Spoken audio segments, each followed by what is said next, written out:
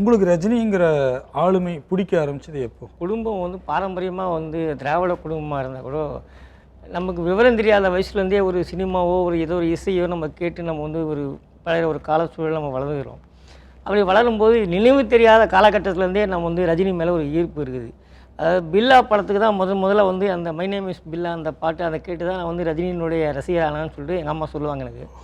அப்போ அந்த காலகட்டத்தில் அந்த பில்லா படம் பார்க்கும்போதுலேருந்தே ஒரு இனம் புரியாத ஒரு ஈர்ப்பு ரஜினி மேலே. அதாவது வளர்ந்ததுக்கு பிறகு கொள்கை கோட்பாடு ரீதியாக மாறி வந்தால் கூட ரஜினி என்கின்ற அந்த ஆளுமை கிட்டேருந்து அந்த விலகல் வந்து என்னால் வந்து விலகியே போக முடியல. அந்த அளவுக்கு ரஜினி என்ற அந்த ஆளுமை மேலே ஒரு ஈர்ப்பு வந்து எனக்கு எப்பவுமே இருந்துகிட்டே தான் இருக்குது.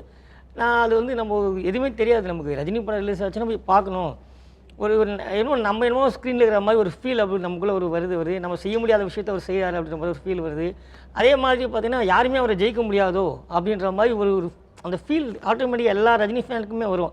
சில பேர் வந்து தன்னடக்கமாக மறைக்கலாம், சில பேர் வெளிப்படுத்தாமல் இருக்கலாமே தவிர, ஆனால் ரஜினியை அந்த ஏழியர் பீரியடில் ரசித்த அத்தனை பேருக்குமே இருக்கிற ஒரே உணர்வு வந்து இந்த உணர்வு தான். அந்த உணர்வில் வந்து எனக்கு இப்போது என்னால் எப்படி நம்பிட்டு வர முடியாது. அதாவது ரஜினின்றது வந்து எனக்கு தெரியாமலே எனக்குள்ளே போன ஒரு பாதிப்பு ரஜினி. அப்படி தான் நான் பார்க்குறேன் ரஜினியை.